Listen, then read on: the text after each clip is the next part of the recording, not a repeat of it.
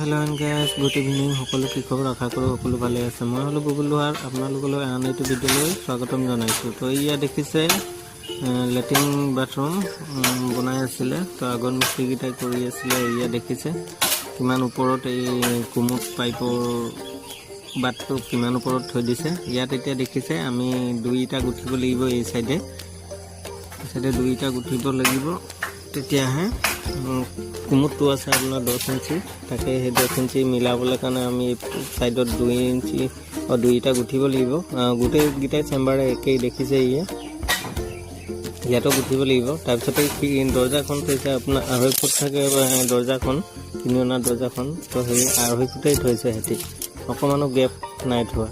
কমচে কম অলপ গেপ থ'ব লাগে ন, 0.5 ইঞ্চি 1 ইঞ্চি, সেইটোও নাই। আৰু এয়া দেখিছে এই পোষ্টটো একদম ইপাৰ সিপাৰ মানে কি মছলা ঢালিছিলে, ৰ'দ ওলাই আছে।